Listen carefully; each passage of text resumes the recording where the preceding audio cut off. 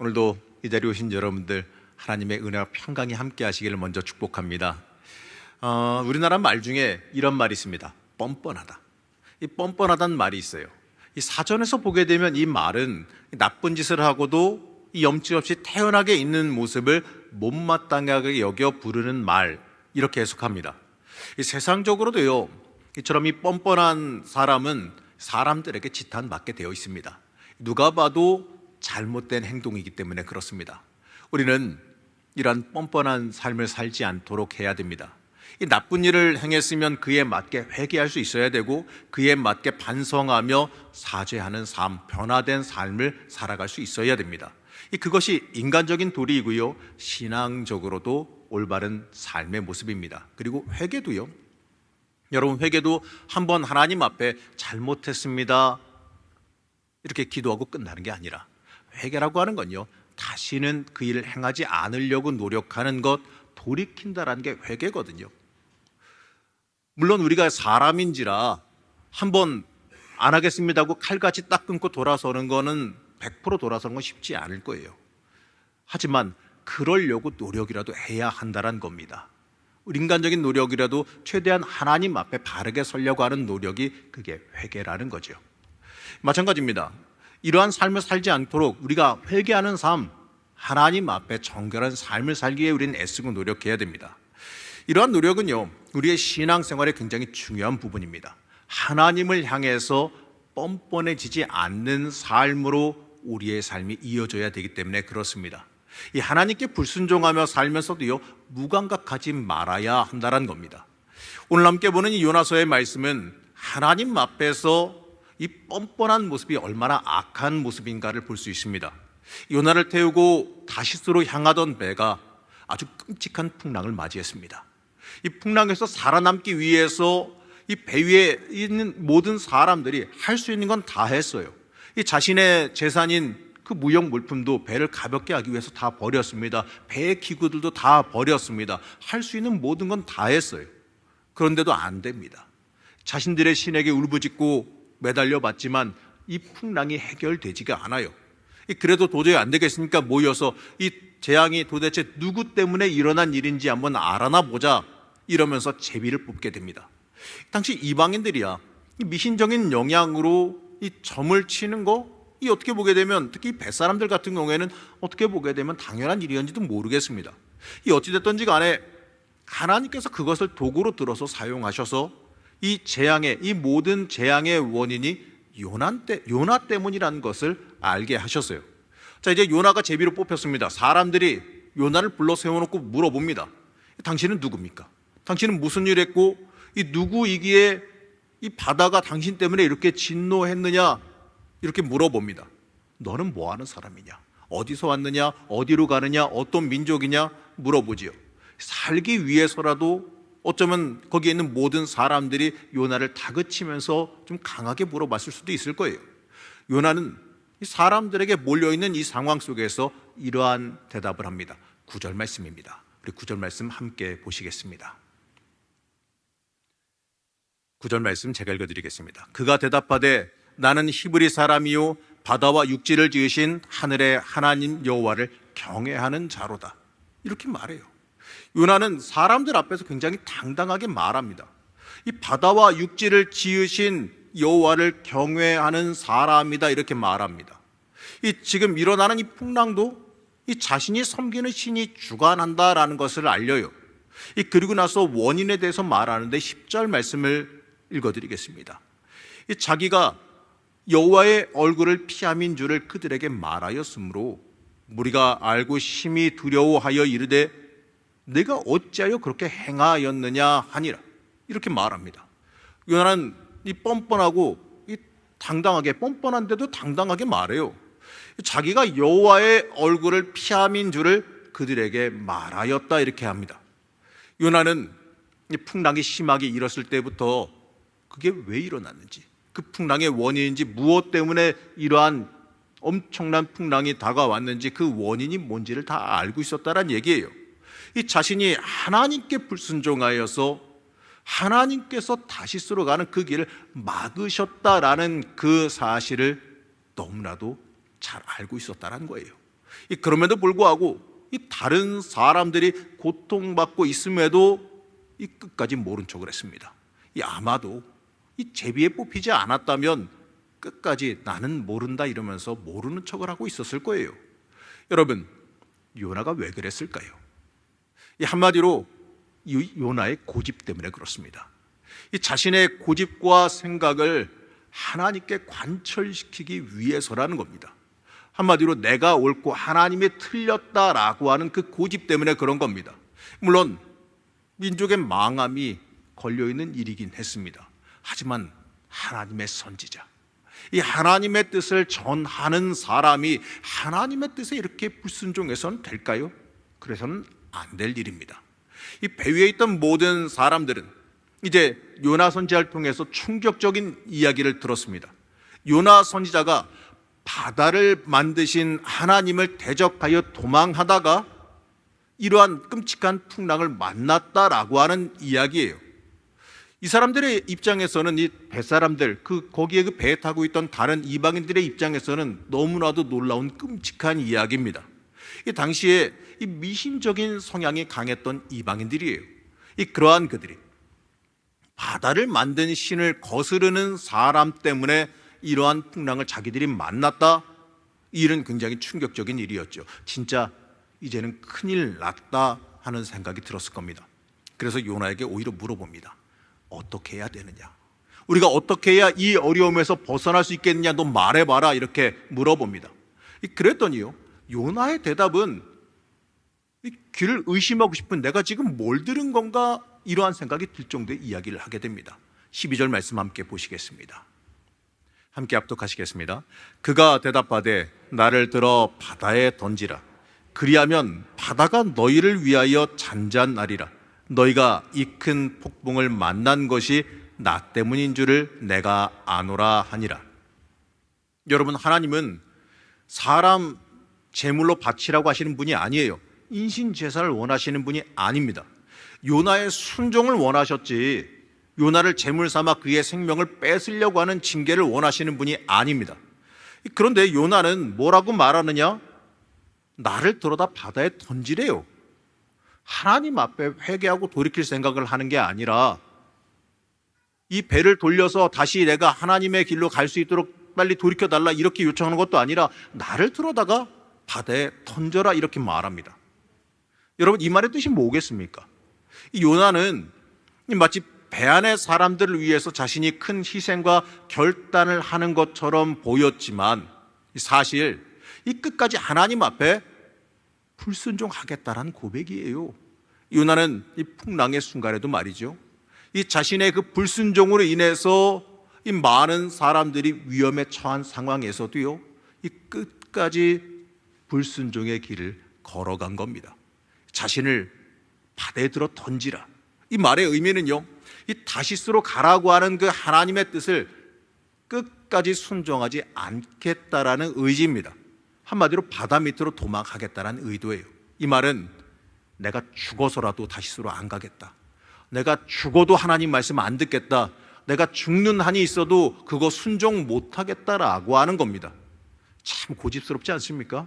이 정도 맞았으면은 어머 무서워라고선 돌이킬 만도 하는데 하나님 앞에 진짜 끝내주는 고집을 부리는 거예요. 죽어서라도 말 안 듣겠다라 이겁니다. 하나님께서 북이스라엘을 멸망시킬 그 아수르를 구원하는 것에 내가 동의하지 못하겠다라는 그 고집 때문에 그렇습니다. 어떻게 보면 애국자기도 하지만 선지자가 하나님의 사람이 하나님 앞에 이렇게 반항하는 건 정말 뻔뻔한 일이에요. 이 말을 들은 사람들은 굉장히 당황합니다. 사실 일반적인 사람이라도 사람을 들어다 바다에 던져라? 살아있는 사람을 내가 살기 위해서? 이거 받아들이기 어려운 일이지요. 내가 살기 위해서 남을 죽이라란 말인데 그 말이 맞더라도 받아들이기 어려운 겁니다. 이 풍랑에 치는 바다에 사람을 던지면 어떻게 될까요? 그 사람이 살아남을 수 있을까요?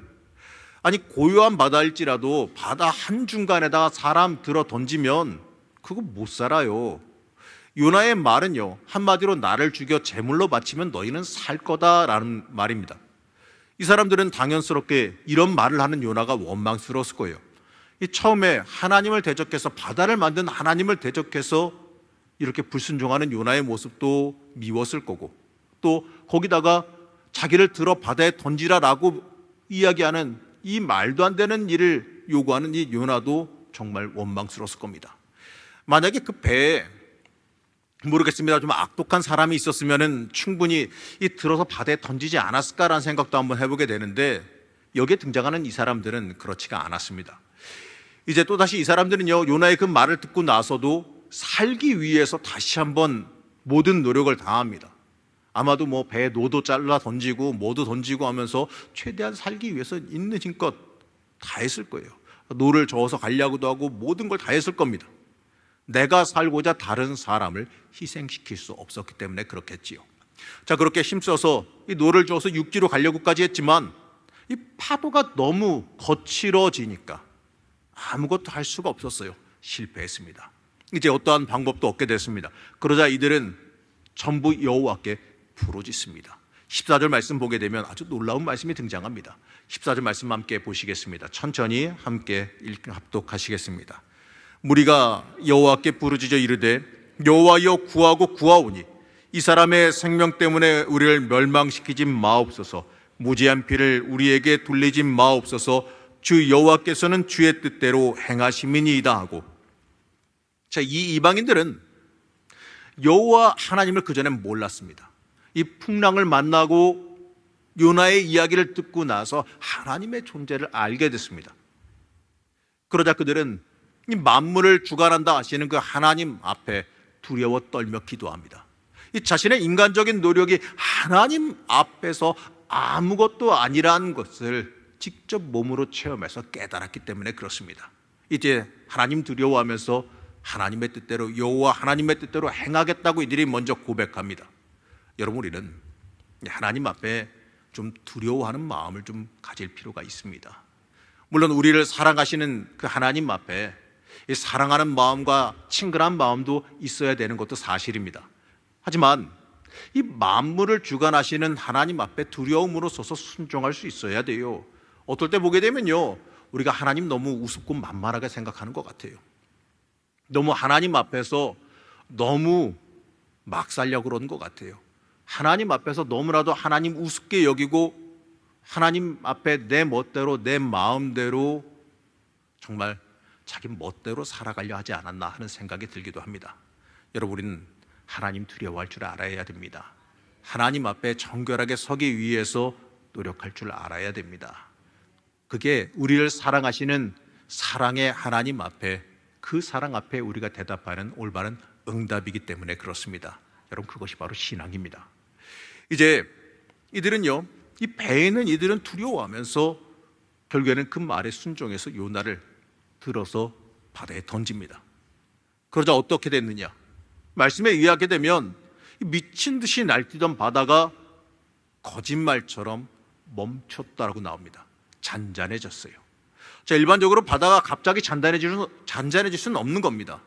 갑자기 잔잔해질 수는 없어요. 서서히 변화는 올 수 있어도 갑자기 스위치 껐다 켰다 하는 것처럼 갑자기 변할 수는 없는 거죠. 한마디로 이 일은 하나님의 권능 외에는 설명할 수 있는 것이 아무것도 없습니다. 이제 배에 있던 이방인들은 이러한 하나님의 능력과 기적을 체험했습니다. 그러자 이들이 두려워하면서 이렇게 반응하였는데 16절 말씀입니다. 16절 말씀 함께 보시겠습니다. 그 사람들이 여호와를 크게 두려워하여 여호와께 제물을 드리고 서원을 하였더라. 여호와께 제물을 드리고 서원을 하였다. 말씀은 이렇게 말합니다. 여기서 우리가 어떤 단어에 주목해야 되냐면 서원했다. 서원했다, 이 말에 좀 주목해 볼 필요가 있어요. 여러분, 이 말이 뭘 뜻하겠습니까? 이들이 무엇을 서원했겠습니까? 이 말은 이들이 하나님 섬기기로 서원했다라는 뜻입니다. 방금 이들은 하나님의 놀라운 권능과 권세를 체험했습니다. 이들의 입장에서는 바다의 주인이 하나님이신 것을 직접 체험하고 깨달았습니다. 하나님께서 바다를 잠잠하게 만드시는 그 놀라운, 마치 스위치를 껐다 켜는 것처럼 잠잠해지는 그 놀라운 능력이, 하나님의 그 놀라운 능력이 있음을 눈앞에서 보고 체험했습니다. 하나님의 그 권세 앞에 이들은 엎드리면서 이제부터 여호와를 섬기며 살기로 결단한 겁니다. 그런데 이들이 이렇게 하나님의 권능을 보고 그 앞에 엎드리며 순복하고 자복하는데 요나는 어디 있을까요? 자신을 바다에 들어 던지라고 했지만 어디에도 자신의 잘못, 하나님 앞에 불순종해서 이러한 일이 벌어졌다라는 것에 대한 회개의 모습은 전혀 존재하지 않아요. 오히려 이 자신이 바다에 빠져 죽음으로 끝까지 불순종할 생각만 하고 있었습니다. 하나님의 이 놀라운 기적을 체험하고도 체험하고 있는 그 중에도 그 고집을 끝까지 버리지 않았다라는 거예요. 이러한 이 잘못된 자기 생각에 빠져들게 되면 이 하나님 외면하는 철저한 불순종에 빠져든다는 걸 우리가 잊지 말아야 돼요. 이 놀라운 기적 앞에서도 하나님의 권능을 보면서도 그 앞에 순종하지 못하는 요나를 보면서 우리는 어떠한 생각을 해야 하겠습니까? 저는 이 모습에서 때때로 저의 불순종을 보기도 합니다. 내가 혹시나 이 하나님 앞에서 하나님의 그 인도하심과 하나님의 섭리와 하나님의 계획 앞에서 내 고집과 내 생각을 앞세우며 불순종하고 있지는 않았는가? 하나님께서 인도하시는 그 길을 철저히 순종하며 따라가기를 내가 거부하고 있지는 않는가? 내가 하나님 앞에 뻔뻔하게 내 고집과 내 생각 앞세우며 서 있지는 않는가? 여러분, 우리는 우리 스스로를 한번 돌아보고 점검해 볼 필요가 있습니다. 요나는 아마 이 순간에, 이 물에 던져지는 이 순간에도요, 아마 이렇게 생각했을 것 같아요. 내가 이겼다. 내가 이겼다. 나는 이제 죽겠지만 어쨌든 간에 나는 내 고집대로 가서 안전해도 되겠구나, 이렇게 생각했을 수도 있을 겁니다. 이제 내가 죽으면 원수인 니느웨에 복음을 전하지 않아도 되겠다라는 생각을 했을 거예요.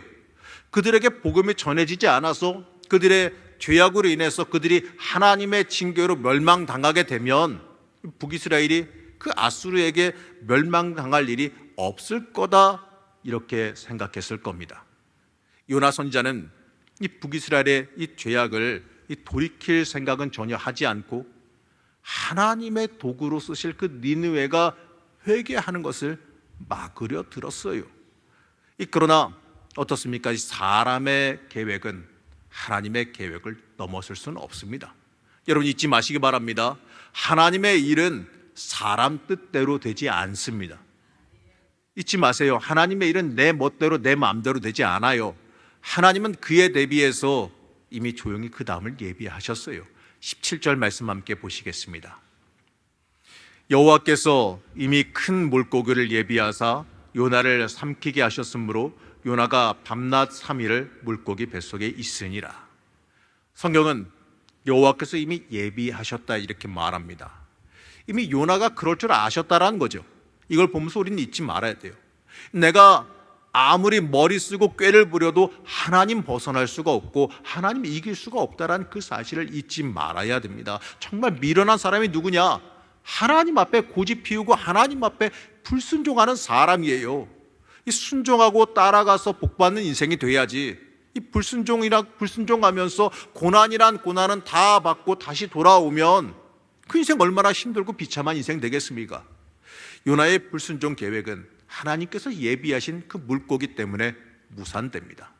모르겠습니다. 이 물고기가 고래인지 아니면 또 맥인지 뭔지 우리는 그 존재는 알 수는 없어요. 하지만 어찌 됐든지 간에 요나의 불순종의 그 계획은 무참하게 무산되었다라는 것 하나만큼 확실히 알 수 있습니다. 이처럼 하나님의 계획에 불순종하는 것은 결국에 고생만 더 한다라는 거, 그걸 여러분들 잊지 마시기 바랍니다. 요나의 이 모습 보면서 우리는 깨달아야 돼요. 우리의 인생은 누구를 위해서 살아가야 하는 인생입니까? 여러분, 우리의 복이 어디에 달려 있습니까? 내가 가야 하는 그 인생길의 방향이 어디로 향해야 하겠습니까? 하나님께 붙들려 있고 하나님께 사용되어질 때가 가장 복된 때라는 그 사실을 여러분들 잊지 마시기 바랍니다. 우리는 내 뜻대로 내 멋대로 내 마음대로 살아가려고 하는 그 생각을 버려야 됩니다. 하나님 앞에서 내 뜻과 내 생각 앞세워봤자 이 하나님의 뜻과 계획 방해하는 것밖에 되지 않겠어요? 믿음은 내 뜻대로 안 된다는 것 깨닫는 것에서부터 시작합니다. 이 요나의 모습을 보면서 내가 하나님 앞에서 이 목이 곧아서 이 뻔뻔한 죄악을 범하고 있지는 않았는지 다시 한번 돌이켜보시길 바랍니다. 사랑하는 우리 성도 여러분, 우리의 인생 누구를 위해 살아가는 인생입니까? 여러분, 여러분의 복이 어디에 달려 있습니까? 여러분의 복 누가 주셔야 됩니까? 누가 여러분들을 쓰셔야 되겠습니까? 여러분들은 하나님이 만드셨어요. 하나님께서 그냥 심심해서 그냥 만드신 게 아니에요. 하나님께서 여러분 사용하려고 만드셨어요. 여러분에게 하나님의 뜻과 계획, 하나님의 섭리가 함께합니다. 그렇기 때문에 여러분들은 하나님 보시기에 사용해야 될 사람들이고 하나님 보시기에 귀한 존재들임을 잊지 말아야 됩니다. 여러분, 우리의 복은 하나님께 달려 있어요. 내가 가야 가는 이 인생길이 어느 방향으로 가야 되느냐, 하나님께 붙들려 있고 하나님께 사용되어질 때 그때가 내가 정말 복된 길을 걸어가고 있는 것이고 내가 가야 할 길을 바르게 가고 있는 것입니다. 여러분, 우리가 기도할 때 이랬으면 좋겠습니다. 하나님, 나를 사용하여 주시옵소서. 어느 방향 어떤 길인지는 모르겠지만 하나님, 나를 들어서 하나님의 뜻에 맞게 사용하여 주옵시고 또 하나님 붙잡아 주셔서 내가 그 하나님의 인도하심 앞에 불순종하지 않고 고집 피우지 않고 순종하며 결단하며 쓰임받게 달려나갈 수 있게 우리를 붙잡아 주시옵소서. 성령께서 함께하여 주셔서 우리를 바르게 인도하여 주시옵소서. 우리가 이렇게 기도해야 될 줄로 믿습니다. 이렇게 기도할 때 틀림없이 우리는 하나님께 붙잡힌 바다 하나님께 올바로 쓰임받는 인생 살아갈 줄로 믿습니다. 여러분, 굳이 고생하지 마세요. 굳이 쓸데없이 하나님 앞에 고집 피우다가 돌고 돌고 돌아서 오는 그 고생을 굳이 선택하고 가시지 마시기 바랍니다. 부디 여러분 바라기는 순종하여서 하나님이 인도하시는 그 복된 길, 하나님이 책임지시며 길을 여시며 모든 것 예비하시며 이끌어 가시는 그 길 위에 올라서셔서 하나님 앞에 복되게 쓰임받는 주의 자녀 되시기를 축복합니다. 여러분, 순종하며 따라가는 것이 오히려 더 복된 일임을 깨달으시고 오늘도 이번 주간도 하나님 앞에 순종의 길을 걸어가는 주의 자녀 되시기를 시간 간절히 축복합니다.